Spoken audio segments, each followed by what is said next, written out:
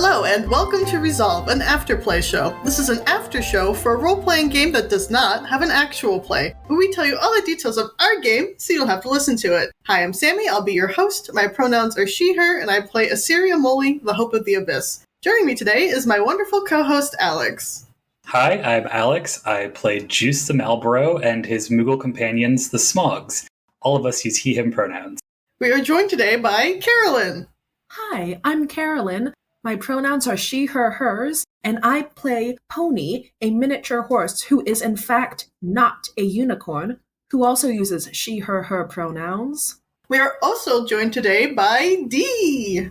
Hi, I'm Dee, and you can use whatever pronouns you want for me, except for it. I play Geyser, who's trying to be the solutions clown this time, and Geyser uses she, her pronouns.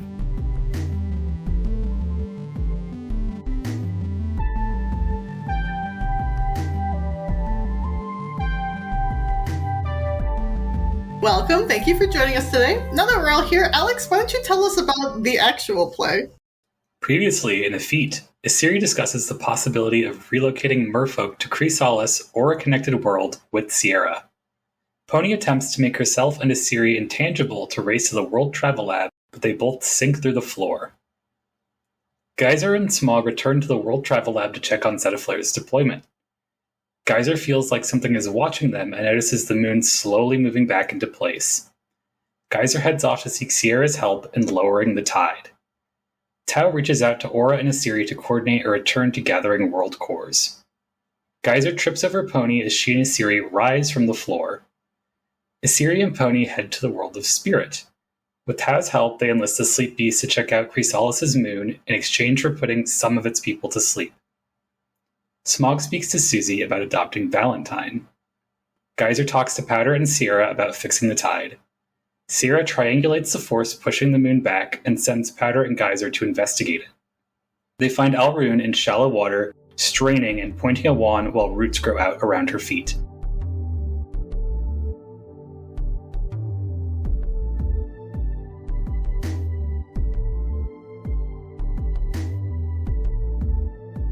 So now that you've heard the actual play, let's do a deep dive into the session. Poor Sierra. Absolutely having to deal with way too much at once for this old man. Yeah, he has quite a few things to balance out between Isiri asking him to do stuff and the moon falling down and all that. He's just a scientist. Just let him be. He wants to retire probably at this point, but we're forcing him not to engage in anything good. He can't. Not yet. He has to teach Geyser his ways. We need to raise Geyser up as the next great scientist. Oh my God. Honestly, that would be the best thing ever. I'm hoping for this. I really hope so too. He strikes me as the 2 days away from a retirement archetype. I don't know if he ever wants to retire. I think he wants to die doing science. He's finally found his passion that he can actually do, that he wasn't able to do when the governance was around. So maybe 2 days from death. You know what? Yeah, that's more accurate. You're right. He's doing his best. He is. Not a great week in his life right now. I mean, he was ready to give up. He was just sitting there while everything was coming down. He did not evacuate. No, not at all. But you can't give up when Isiri's around, so she doesn't tolerate this. That's one of the things I really like about Isiri, is that she always finds a way to get out of a situation. Aw, thank you. Like, she's never passive. I don't think she can be passive. She always has to be doing something. It goes back to, like, the core of her survival instinct. You have to keep moving or else you will die in her environment, typically. That feeds into this overarching theme of hope that I'm trying to put forth with her. When did you decide Isiri would be trying to relocate her people? Months ago. A long time ago. I could not give you an exact date. It makes a lot of sense. We've touched on the fact that the Abyssness area is from this world. It's just a different time shift. So why didn't scientists and people, because presumably science from when the salvation occurred with the governance on Earth, would have progressed enough that perhaps we would be more able to explore the depths of the sea and perhaps find out stuff, assuming things didn't go extinct. But why haven't they heard of mermaids, right? And I've come up with a lot of reasons for that, and the big one is they were removed long before the Salvation happened. So to close this time loop and solve a couple problems and Song of Storms ourselves a little bit, I was like, okay, we have to move the folk out of Earth. About how many mermaids are we thinking that they would have to move? I don't have hard numbers for the populations. A series goal is to move all of them. So there's, not to get like too deep in the weeds here, but there's 3 subspecies of mermaids. There's the deep folk, which is Sirius. There's the shallow folk, which is more tropical fish, epipelagic zone waters. And then there's the river folk, which are freshwater mermaids. So her goal is to move all of them, if possible. But in my mind, the deep folk population is not super great right now. So maybe a couple thousand, if that. And then I have no idea how big the shallow and river populations are. I haven't gotten that far. Probably at least several thousand mermaids. Just several thousand, perhaps even 1 million fish coming through a portal. Honestly, weirder things have happened in this game, so let's go for it. It could be like stocking salmon in the rivers. How they have the helicopters and then they just release them. The governance possibly having a lock on world travel also opens this up for weird twists. Like, what if the river folk got abducted by the governance and that's part of why nobody knows about mermaids? Or if there are other mythological creatures that got stolen off of Earth that are also forgotten. Dude, just like galaxy brained me. That's brilliant. I kind of low-key love that. Talk to Dan about it. I will. I'm teetering this line because I really want the Abyss to be a lot more rooted in, like, real science and stuff, even though it is, like, a supernatural thing. But at the same time, shit like that is so funny, it's hard for me to be like, no. The government stole vampires from us. I'm still here, fucker. You missed me. Maybe that's why they're watching all of us. They're like, too many magical creatures. I don't like that. It's causing a disturbance in the force. Dude, this causes another issue in the Fermi paradox. I wonder if that is the governance, though. Part of me thinks it could be at Thanos, especially because, oh, hello everyone. We didn't get Dex back for this session because we actually had a session this week. We thought we were going to miss one. And we were only sure Dex was going to be around for the next week when we play. So Dex will hopefully be around to play with us next week. But I wonder if that was Dan setting up Athenos coming back. Could be, yeah. Oh, there's so many things going on right now. It's hard to keep track of everything. I'm loving it, don't get me wrong, but it's like, alright, we gotta solve this, but oh, the moon's falling. Oh, but we gotta get more world cores, and then we gotta go and fix the tides. Shit is spiraling right now. We are 42 sessions deep. I want to ask y'all, have you ever played a game this long before? Because I have, maybe twice, but this is an exceedingly long game. How long was the vampire? I don't have my notes because it's in another room. I think it was a little shorter. Because I know the Thursday group went a little longer than the Tuesday group, so we might be tied.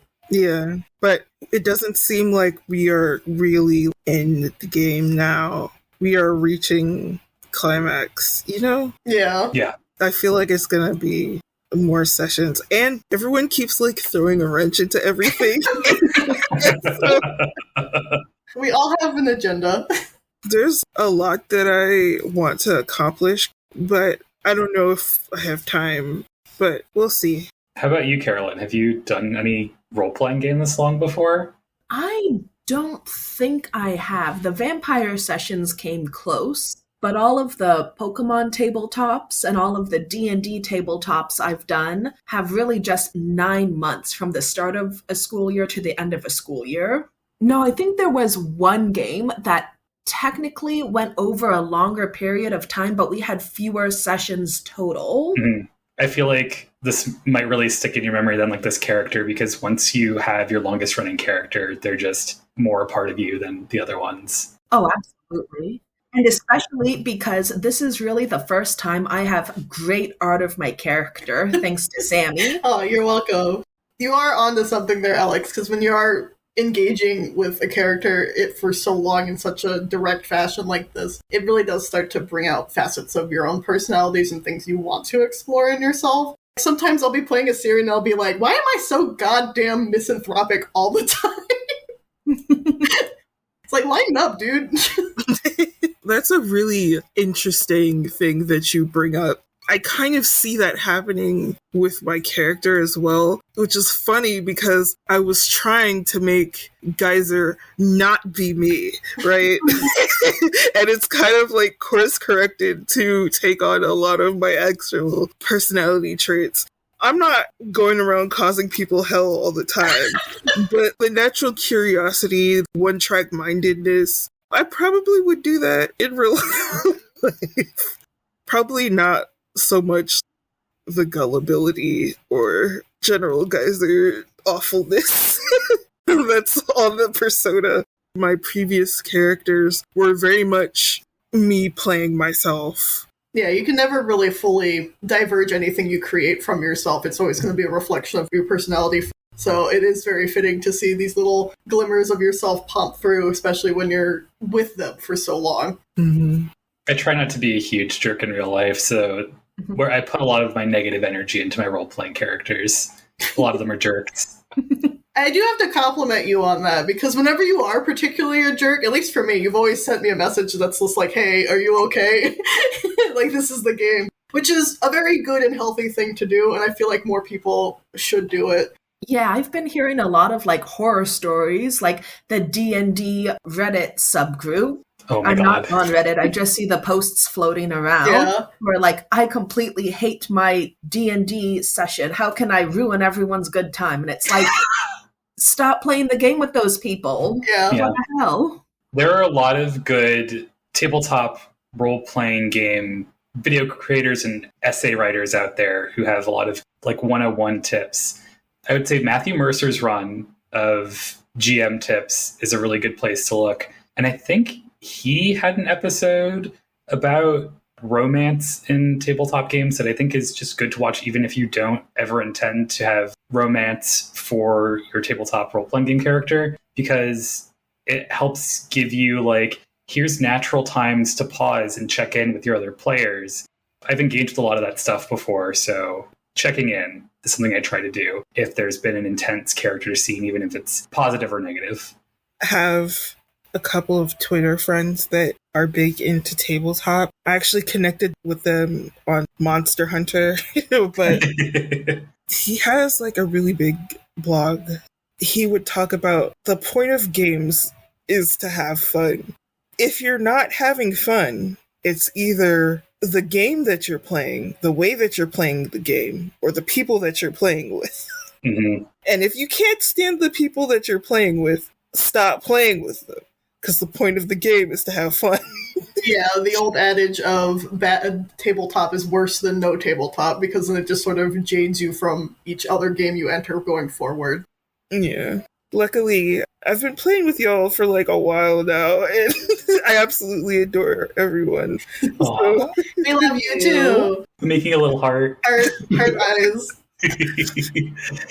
If you're someone who hasn't done role-playing games, or maybe just in a long time, my advice is always start with at least one person you know. That is the hardest thing. Games notoriously fall apart. So if there's a little social glue there, it makes it easier for them to possibly stay together, and a better likelihood of finding someone who's interested in the same things you are out of a table. Plus, it's just a good excuse to hang out with your friends, especially since we're all post-college adults. It's very hard to schedule that social time with your hectic, career-oriented capitalist life. So any excuse that I can hang out with my friends is a good one. So why not write a story together?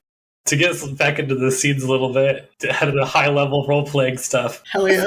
Sierra seems really trepidatious about trying to find some space for these people. It seems like something we're going to have to touch back in with. Sierra does mention something interesting to Isiri, the barnacle that Tara has on her noggin. And Sierra's right, it would probably take a very long and very roundabout amount of time to get into the minutia of what these people would need. Mm-hmm. So Sierra's like, well, we have this thing from another planet. It can literally transmutate your thoughts from neuroelectronic pulses into computer electronic pulses. There's some weird hesitation there because it seems to be implied that there's some sort of parasitic relationship with it. I suppose we're going to have to learn more about that, but it is interesting. And it is interesting that Tara willingly did this to set up the World Travel Project to begin with. I think part of that is in Tara's initial adventure, she had to contend with having digital memory, having a part of her that she did not actually physically experience. It doesn't seem like that much of a leap to accept that sort of technology. Yeah, I could see that. There's a lot of unknowns about what the direct mechanics of this item is. So Isiri's just like, I don't want a parasite because I spend most of my time picking off parasites. But also, will this even work considering what I am now?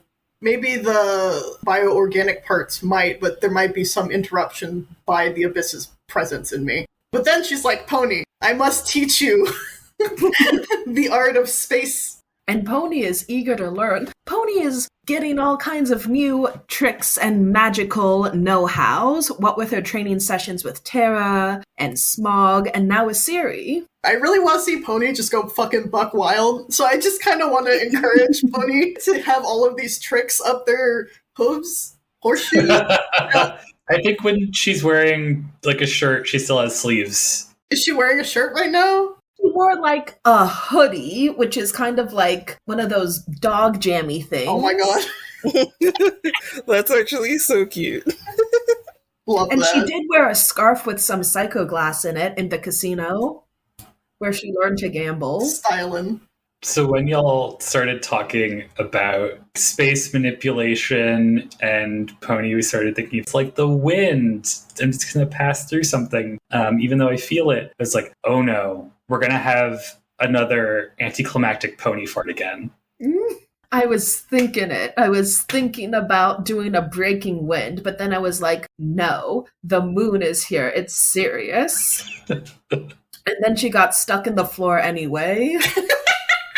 Like, we need comic relief. It's true. Which is so bizarre. Unintended consequences, as magic is wont to have. Sometimes you just gotta get stuck in the floor. What I thought would happen is we later find out that, like, Aura is, and everyone else is in a, like, underground safety bunker. I thought Poni was just gonna fall through and just end up in the bunker, which would have been interesting. That did not happen. Isiri's very proud of Poni. I know I said that in game, but Isiri's like, oh, this is such a good start.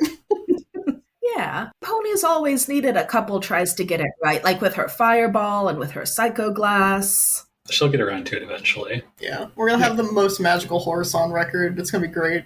Do you know how much mana you can fit into this horse? Slaps. From there, we pick back up with Geyser, Juice, and Smog heading back to the World Travel Lab. Tao doesn't need to go there because they're already there. Woohoo! Smog asks about the current status, have things cleared, and Geyser goes to task trying to figure that out. I was kind of confused about the situation, like a lot of it, and what to do. I was like, you know what, let's do some science. It's funny because I did 2 separate deep dive rolls, and I'm using the discarded playbook, which is the absolute worst thing to do. Mm-hmm. Luckily, I was not using the dice bot. I have my own dice. I did have to re-roll a couple times, but it wasn't too bad. After getting that information, I was just like, gotta go find the science, man. You saw like the molten core rippling and the moon moving back a little bit and the tide being higher. And Tao didn't believe me until they looked at the telescope themselves. Mostly about the backwards bit. What is their concern regarding the tide being high right now? Geyser's probably concerned about the ecology. Is there enough space for all of the fish to be scooted into one place for so long? Are they gonna kill each other because there's no place to hide? What about waste and stuff from Sequence Charter? Because it seems to be concentrated near Sequence Charter. Tides are not just the water's high everywhere. Geyser knows from Earth that the moon controls the tide. She's worried that all the fish are gonna die because they're all zoomed into one place. You really need to talk to Isiri about this. I was confused why you were just like, okay, I'm moving on. Once I mentioned lowering the tide, I thought that that's something that you would have, like, grabbed onto. And I did, but from the reason I changed, because I was going to follow you back to the lab, I already made a plan with Carolyn to go with Poni to see the beast, and that's something I did want to do, but also, like, I was trying to nudge us all into the world travel room so that we could go and pick another place to go, because I was assuming that Tao would be like, oh, the moon's being held up, we can go on, or something to that nature, but it just seemed to be not the time. Yeah. One of the things, if I could go back, I totally would. There's a conversation to be had about that with Isiri, but also that's why I was going to Sierra. That entire encounter was just bizarre. I enter the hallway and trip over Poni and kick her in the head and cause her one harm. Okay, you killed me right after. Yeah, guys are just like, what the fuck? Why are you in the floor? Like, that's... Title drop. Because it's just like, Geyser has never seen anybody in the party just, like, phase through things. It doesn't help. You're not, like, what could you possibly gain by being in the floor? And then Pony's like, I'm not going to give you any answer. Just help me. What I'm hearing is that Geyser is not a speedrunner and has never tried to no-clip. Serious, like, you've got to no-clip the universe, Poni. You got to break the world record. Come on. She's trying. No one breaks the record on the first time. Geyser's solution is to throw a healing lasso around Poni and pull her up to undo the harm that she did by getting kicked in the head. And I'm surprised that Poni didn't even act a little bit irritated. I mean, she could tell Geyser didn't do it on purpose. It wasn't like the ring toss where it was a deliberate attempt on her life. And then Geyser's like, okay, I'm gonna go talk to Sierra. And that's the end. So dysfunctional. You ran into your ex-sister-in-law in the grocery store. And y'all are cordial, but the conversation is not conversationing. Like, There's a disconnect here. We're on two very different tracks right now. We really need to get the party back together. We really do, guys. Kind of my fault because I've been playing Geyser as once Geyser, like, latches onto something, it's very important to complete that thing right then. Mm-hmm. I had to get to Sierra, who I realized mid-session that Geyser has never called Sierra or mentioned Sierra's name in play. It's just, like, me, the player. So I was just like, I don't know who he is. I just thought that was, like, a funny thing. While these shenanigans are going down, Smog is eager to pop open another world portal, so Tao gets into contact with Aura via their chibi communication powers, where they can contact anyone they have a link with, and frightens the shit out of them. Poor Aura. They're already in panic mode. The sky is literally falling. They've been forced back underground, which they had thought they'd free themselves from, but now it's their only potential form of safety, which may or may not be futile, considering the mass catastrophe of a moon falling, and then chibi dragon in your face. This is where we finally establish my headcanon, which is that Tao also sees a chibi version of the other person on the line. Which is very cute and has very intriguing ramifications for Isiri, but... An even chibier miniature horse. An even chibier miniature horse. Holy shit, you are correct. It just looks like a Sanrio character. Yeah. She's all belly with little stump legs. And Aura gives an update that everyone's been sheltered per Terra's orders, and they're trying to do what they can from underground, and they're trying to see what's going on with the governance. And Tao gives them the update that the Paradigm fired a mega laser, and the government seems to be on the bend for right now, so things may be a little bit more stable. They should be back up soon, as long as the captain clears it. And they should, considering they want us to get back to world travel. Smog uses hide in shadows to conceal himself and Juice from whatever is peering at them. Tao tries to get in contact with the Isiri to get the group back together, since they know where Geyser is, at least. The rational thought for whatever is looking at us is probably the governance. They're the big bad evil guy of this campaign for the moment. But I do think it's funny if it was just like the master being really bored and it's like, what's going on? or some other thing we haven't encountered yet. That'd be so annoying. If Geyser found out it was the master, she would hate the master. Why are you looking at me? Don't look at me. That's not, don't do that. Never look at me. And I feel like the master's response would be to like grow more eyes on their body. But yeah, Tao reaches out to Isiri and is like, hey, you kind of dipped while I was having a vision. Where are you? What's going on? It gives some flavor here for Tao. Is you hear Isiri's normal speaking voice, of course, but you also hear creepy whispering in the back of your mind. She reports in that we just left Sierra. We got all this information from the captain that they really want us to continue our track with connecting the cores, get everything finished here. And Tao's just like, well, yeah, but why did you leave? Like, where are you going? And Siri's like, I would have done something I would have regretted, so I removed myself from the situation like a mature adult. And then Tao's like, oh, Smog is here now, but also Juice is back. And Siri's like, baby! It's very hard for me to parse the relationship. It's constantly shifting, but also I don't think Isiri views Juice as connected to Smog as they really are. So it is really weird to place that dynamic together. I love creating complicated situations. I love mess. And drama. The drama, bro. Which is fine, because I did shift Smog over to Heart to prove him wrong, but also this works out well, because it's like, oh, geez, I wish I could have done more for you. Like, maybe I should extend a little bit more of a handout for this swamp creature. But she is legitimately excited for them to be back. I did make it a point in-game to start leaning towards, this is the Juice we're going to be seeing the whole time. This is the defining point of the book, is that it's always going to be this Juice and another Smog. Which is a very fun way to take the connected. Eventually, Geyser moseys passed on to get to Sierra. Poni and Isiri meet back up with Tao and Smog in the World Travel Lab. They talk about wanting to go back to the World of Spirit, and Tao's like, oh, we were just there. It's a good thing this is the one portal we all needed to enter. I know, right? I'm so glad we started with this world, if only because it smelled so bad. Juice is like, there's stuff I can eat there for sure. Seriously, like, there's also stuff I can eat here too.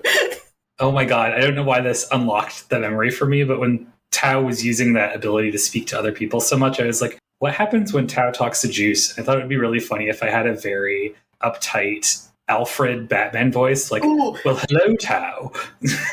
Dream Gary from SpongeBob? Yes. Please. Please do that. Like, secretly, Juice has been, like, the mastermind of this campaign the entire time. It was me, Juice. Juice eats a dog. Horrible. Smog drops in a bit about, Zetaflare happened. I don't know what that means. I'm mad at you. I'm ignoring you. We are going to have to talk at some point. It's just going to be really funny because unless you get to the Smog that's hanging out in the world of Lost right now, Smog's not completely going to understand what's going on. Yeah, absolutely not. It's so funny because Dan pointed out Smog and Isiri are working for the same goal and often end up working together on things. They just do it in the most antagonistic way possible for each other. Like, you fired the Zetaflare and Isiri's like, all right, let me hold the fucking ships for you. Passively aggressively making things work. We are coworkers derogatory. Derogatory. God, I wish we were on different shifts so bad. I like the little insert as we're about to enter the world of spirit again, where Smog's like flipping through his planner and is like, oh shit, I need to go talk to Susie. That was me being like, I know there was something I wanted to do in the world of spirit anyway. I might as well kind of head along. / I don't know if I'm going to have room for any scenes in here otherwise, because it doesn't really make sense for me to talk to the beast as this Smog. So it's like, I can claim a little scene with Susie, and that'll be enough for me for today.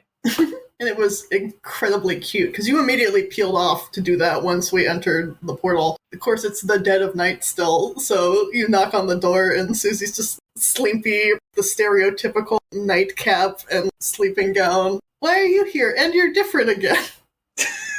So it's just like, I'm in my fancy clothes. Don't worry about it. Not necessarily a lie. You are in fancy clothes. We have other things to talk about. I don't need to go through exactly what's going on with Smog every time somebody talks to him. Tries to explain the situation with Teddy in a way that's not going to fry her brain, and see if she and Pa can make room for them when presumably the party asks for Teddy to be removed from the world of the lost. I'm so curious if they're going to be animate or just a straight-ass teddy bear once we bring them out. I don't know what's worse or what's better. I guess it kind of depends on what Teddy wants. Yeah. Teddy didn't seem excited about the possibility of not being as alone, not being as beholden to the master at the very least. I feel like few things want to be beholden to the master, in all honesty. The master's a bit of a weird guy, I can't lie. And I feel like he bosses Teddy around a lot. But yeah, Juice, Smog, and Susie have a really cute scene. I like how Smog was just like, all right, go to sleep, kiddo, at the end. Does Smog like kids? Smog is very much that archetype that, like the Rock in any movie where there's a kid, basically, even though I don't think I've ever seen any of those films. Oh, like you haven't seen The Tooth Fairy? No. I can tell from the previews that it's like, hardened dude loves child. He won't really show it until things are on the line, until he's made some growth, which I think this version of Smog has. We continue on in Willow a bit more as Tao again meets back up with the party, sans Smog and Juice. They see the sleep beast just wandering between homes, and Tao's just like, well, eventually they're going to come visit me, so I might as well just go back to my dwelling. And sure enough, the beast comes and makes like a beeline towards Tao. I love before this whole scene goes down, Pony's like, all right, I'm going to be the bad cop. You be the good cop, Isiri. Isiri has no idea what cops are other than the one interaction they had on Union Charter. So Oh no! this message was completely lost to her. All cops are best. All cops are horses. Possibly the Mounted Brigade. This conversation suddenly Canada. The risk of Canada is pretty low, but never zero. The sleep beast is all business and is like, I don't want to talk, I just want to put Tao to sleep. Tao's like, well, why don't you let me be awake so we can talk to you? And you have to stage tucking Tao in and getting ready so you can actually have a conversation. But of course, the beast is the beast and is very one-track minded and generally obstinate. And the series is like, well, I need your help, you are the moon. And also, maybe a child of the abyss, who knows? I feel very strongly connected to you. So I'm going to refer to you in diminutive terms this entire time. The beast is like, I don't care. I only care about this moon. I only care about feeding. Why would I bother to help you on this other place that I've never been and don't give a shit about? Which is fair. Can't blame him. He is a god of this place, not of all places. Yeah, that's interesting to consider given how different characters treat Chrysalis and the other places they interact with if they think of themselves as having some sort of deific power, that this character is firmly, no, I know my place and it's here. I love it. But I'm also of the mind, and this is mostly due to a series' deep cultural understanding of community. Building a community is more valuable than fighting. Your strength in numbers. The more people we can get to Chrysalis, the more interconnected this place will become. And if the moon is literally falling, then I need more people who are connected to the moon to help me fix it. And literally the beast is the moon of this world. So who better to go and ask for help?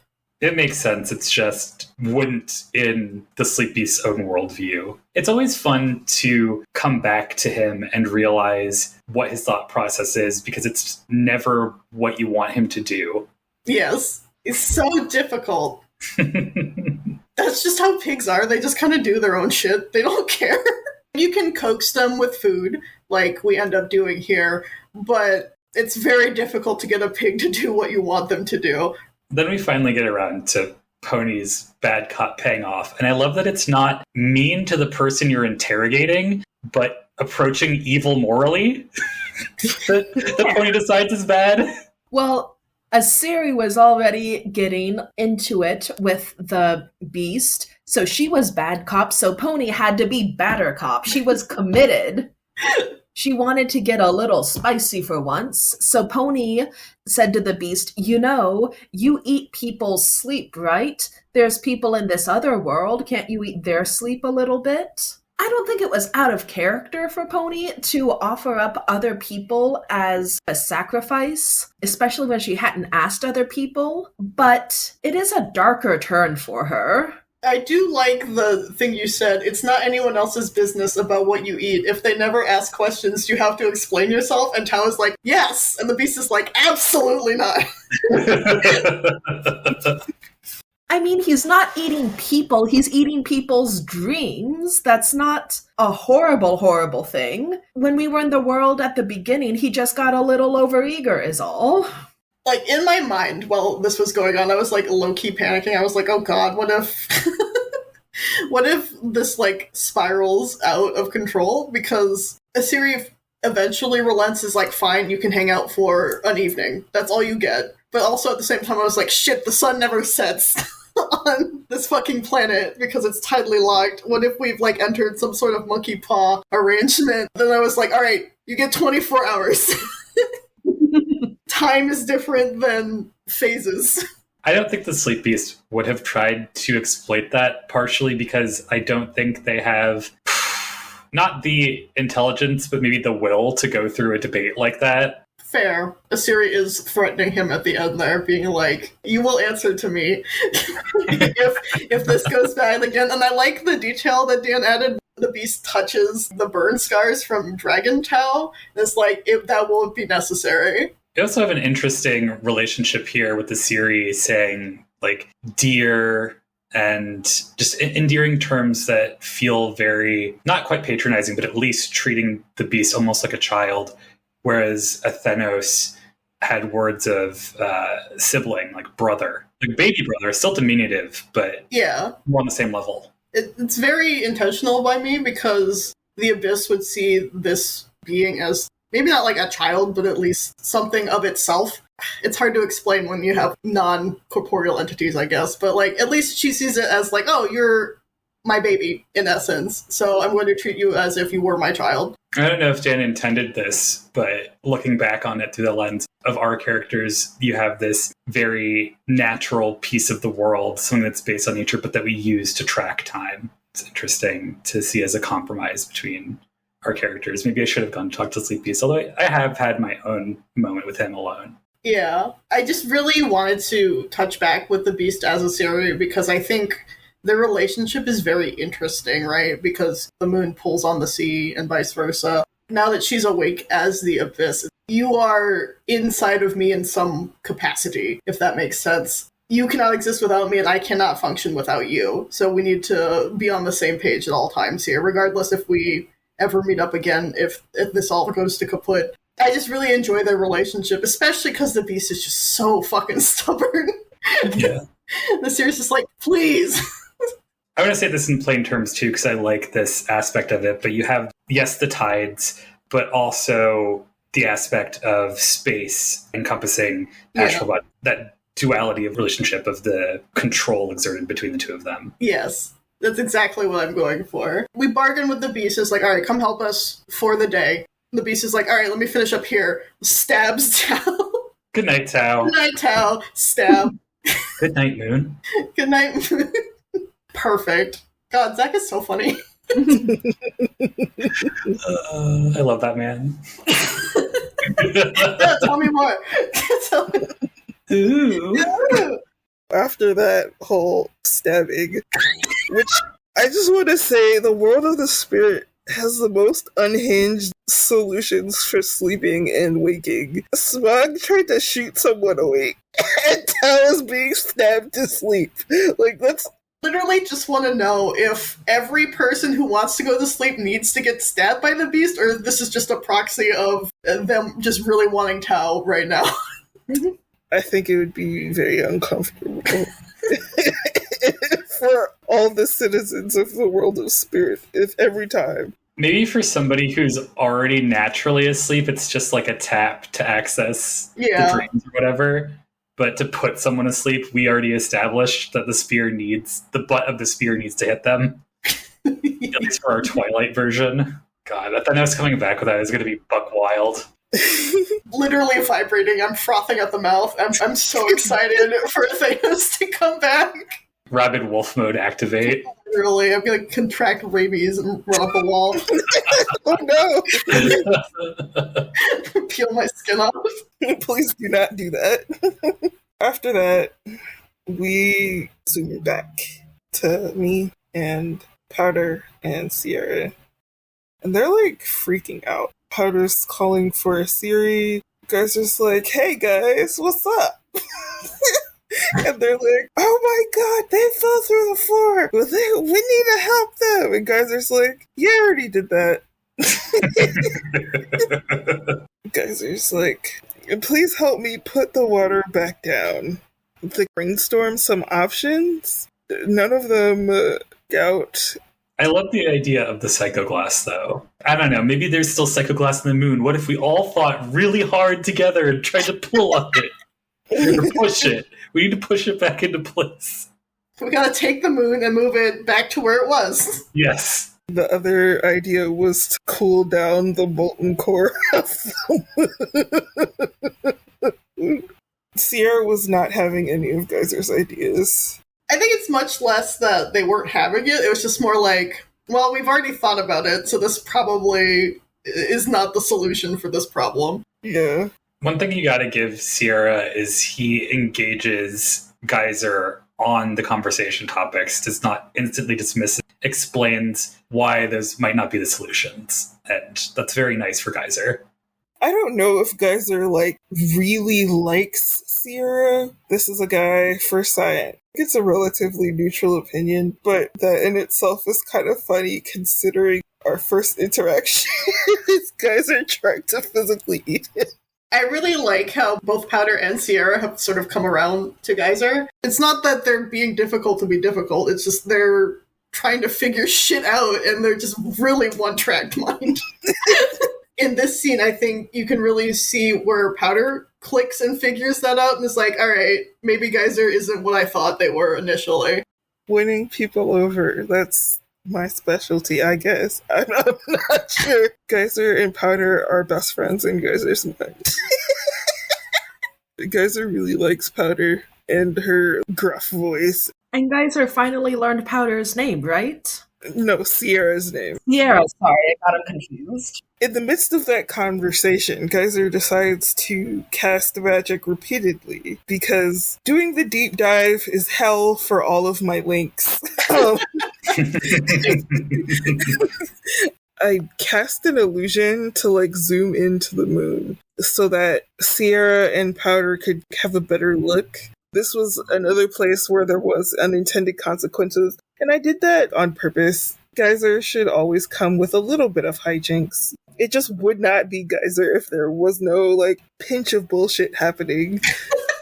The display of the moon is successful, but it gets really hot for everybody in the lab. And instead of solving the problem by taking the display away, Geyser decides to put a huge-ass fan in the lab, which does work. So now everybody's trying to look at and triangulate what's keeping the moon up.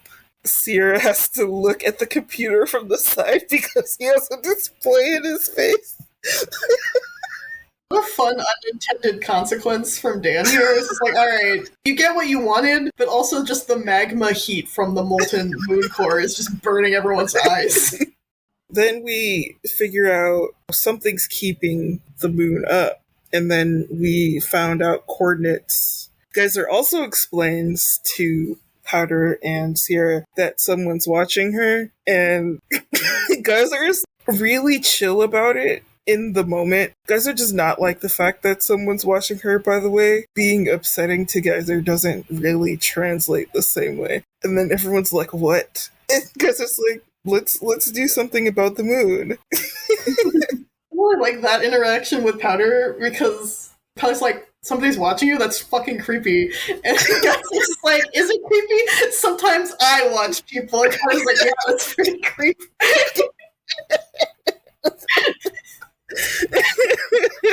She also is trying to watch the person watching her back and is not successful because they are not a part of at least this slice of reality per se. So Geyser spends a lot of this scene and the scene with Smog and Tao looking up.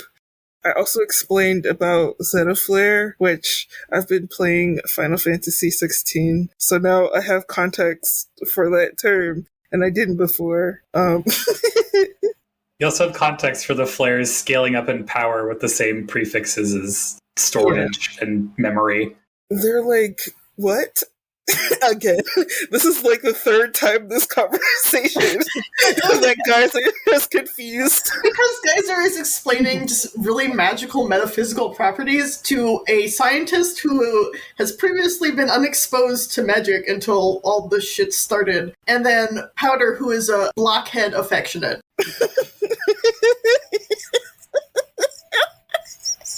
I don't know what you were expecting. Geyser's being really uncharacteristically helpful, uncharacteristically, like, forthcoming with knowledge and information. They're like, what? What the fuck is this clown talking about? We were thinking of ideas to explain what's happening with the moon. And Geyser's like, oh yeah, Smog did this big spell. They're like, what? What do you mean? You're like, yeah, he did the big spell. Geyser's like, also, Smog's different again. Which Powder knows that he did, but she doesn't, get what happened exactly to Smog. Ironically, this is one of the things that is easier to accept about Smog by Geyser. Geyser's dream world also operates differently time-wise. Geyser explains Powder. Sometimes he's younger, sometimes he's older, but he went into time and came back different. And then Powder's like, what? Again. Eventually, Powder's like, oh, where's All-Around? Which does make me question what has Powder's interaction with Alraune has been up to this point, other than just seeing them around and hanging out with Aura. All-Around's part of traveling between different worlds. It would be of interest, at least, to Powder, Sierra, Aura. Sure. The usual crew. Maybe not super best friends talking all the time, but I feel like they would know of each other. I'm also low-key obsessed with the idea that Alraune has been hanging out on Secret's Charter since we brought her here. That was just the cutest and funniest and also saddest thing to me all at the same time. I've been thinking about you talking last time about why wouldn't Smog have said something, and I broke my own heart thinking about Alraune. Like, you tell someone the world's in trouble, and do they form a real connection with it? Do they want to save it for themselves, or do they want to save it for those people? Because Alraune gets to do this thing at the end that's very unselfish, that's very giving. Whereas if we were like, well, everything's going to go to shit in 5 seconds, you have to come help us, what would that help have looked like from her? Yeah. And I'm like, oh no, that's the shittiest but best thing that Smog could point to, is like, there's certain ways that people have to feel about things. You can't force them to know about this and expect everything's going to be right. Yeah. Ugh. Oh, god damn it. Once Geyser finishes sufficiently confusing Powder and Sierra prints out a map and hands it to Powder and is like, here's where we're thinking the disruption's coming from. Go check this out. And Powder drags Geyser along for that. And they run out into the high tide and see Alraune holding back the moon with her magical staff. Tree roots and everything are growing around her, and this is where we ended the session on this huge moment. What a shocking change for Alraune, because she was waiting for her existence to end all this time, and now she's here standing back against the weight of literally the weight of a world to prevent this one from dying. It's really heavy, intense stuff, and that is the opposite of a geyser setting. So I've been thinking, like, how do I play this so it's not slapstick comedy character, like, cheapens dense, intentional moment, but still, like, not suddenly playing someone else, you know? Yeah. Geyser does everything she normally would, but she's visibly crying the entire time. Sobbing with makeup running. To seriously answer your question, Dee, you have Geyser take a moment of introspection. I know that's illegal for a discarded, but... Banned. Banned, blocked. But seriously, have her pause and be like, oh shit. I will have an opportunity to use one of my moves, like my discarded playbook moves next session. And that hasn't happened a lot. The one time I did have the chance, I totally missed it until the end of the session. So we'll see. This is session number 3 where Geyser's been way more helpful than, like, detrimental to the cause of, like, what people are doing. If you call that growth, it's growth, you know? Yeah. Good for her. I'm so proud of Geyser. It's also kind of nice to not only see Geyser coming into her own as a character, but as her own will. I've noticed sessions back kind of been letting the other characters pilot Geyser for a little, kind of steer her around, which was fun for me, but I also don't want to be a passive player in the campaign, making my own decisions and deciding I'm gonna help and coming up with useful solutions and transferring all that knowledge and stuff. It's a good feeling. So we'll see what happens next time on Dragon Ball Z. Dee, seeing you grow as a player from the first interstitial game to now has been, like, amazing. You've glommed onto this stuff so well, and it's always so much fun to play with you. I really appreciate that. It's a lot of fun to play with y'all too. I had no clue that I would like this. All I knew was D&D, and I'd never played with anyone to do that. So you're like, hey, want to do this? I'm like, sure. It's the moral of the story, kids. All you gotta do is ask and extend a hand to somebody, and who knows, you may introduce them to their new favorite hobby. In my head, there's so many things that could happen with this next time.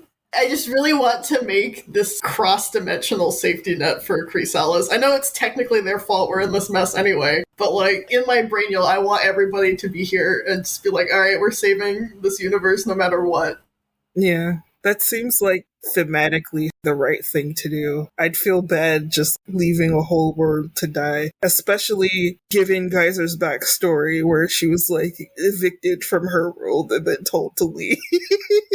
I've baked in continuing to help as part of this playbook change for Smog because I wanted to explore Smog not running and both ends of that in Smog returning home and Smog staying somewhere new to build something. And that's part of why there are 2 ultimately separate versions of Smog.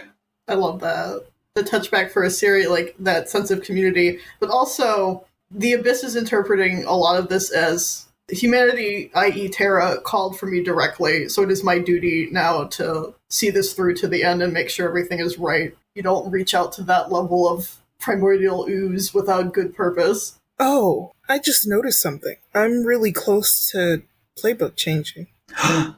So I need to think about that. Hell yeah, brother.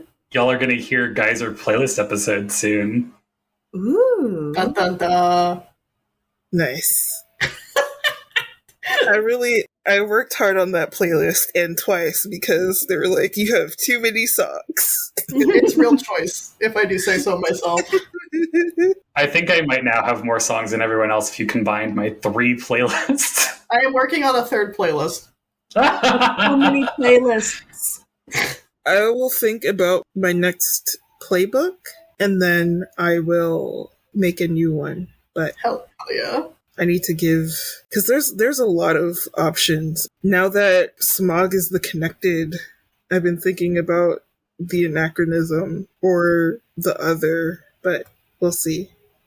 I'm excited. I can't wait to see what happens. What would have y'all done differently? No regrets for me this time. I wanted to sit back a little bit, and I mostly did. I got to see the ramifications of my actions. The Rammies. Rammies. If I had thought about it, I could have found a way to not force everyone, but like make it more smooth between groups of the party so that I'm not talking to two and then by myself. So the flow of information was a bit smoother across the session. But besides that, I'm really happy with how things turned out.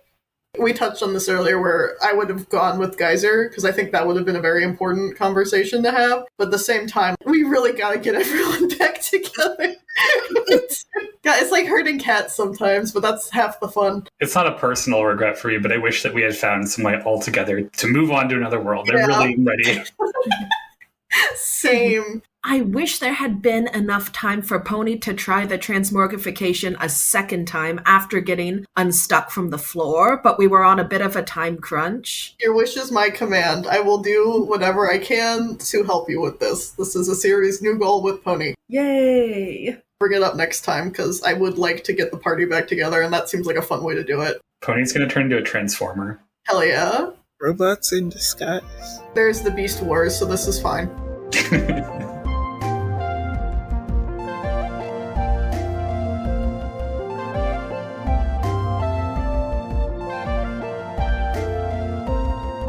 Let's get into the resolution phase, the segment of the show where we each get to say something about the game with no responses. What is your final say on this session, Dee? Sometimes you have to look up. I don't know what you'll find there, but it might be worth it to look. You can find me at @BacksliderD on Twitter or X, if it's still there. I'm also @BacksliderD on Blue Sky, although I haven't really been posting often on there. I'm gonna try to. My Instagram is IHadACowLOL. That's also my PlayStation Network name. We can exchange friend codes and game on Switch. I've been playing a lot of Inscription recently. My friends always make fun of me for playing Slay the Spire, and this is like Slay the Spire but a horror game. Cool lore. There is a bit of gore, but it's not really too bad. You don't really see blood. It's more like implied. I've also been playing Final Fantasy 16, and I'm at the end now, which has been really nice. Y'all should play that. What about you, Carolyn? I'm a little disappointed that there wasn't a meeting between Susie and Poni, but I can tell that that's going to be in the next session. You can find me wandering around the art museums, making up for lost time. And for you, Alex? Treat your plushies right. Don't get them lost. You can find me on Blue Sky at Shining Crowbat. This week I recommend Ikenfell. It is a pixel art RPG in the vein of the Super Mario RPGs where you have reactions. There is a minor strategy element to it. The grid is very small. You can usually do what you want on any given turn. And it is about a fantasy boarding school where there are suddenly lots of problems. And for myself, I think the lesson we learned today is just ask to hang out with your friends. Even if you're not playing a game, you could do something else and have a great time. You can find me underneath the leaf pile in the autumn forest, decaying with the rest of the leaves. This has been Resolve, an after-play show. You can find us online at most social media sites at ResolveAP. Except Instagram, which is @ResolveAfterPlay. Thank you so much, everyone, for joining us today. You can buy the game we're playing, Interstitial, Our Hearts Intertwined, from its creator, Riley Hopkins, at linksmithgames.com. All links will be included in the episode description. Thank you again for listening. We end our turn here, so now it's your turn. Tell us what's happening in your game.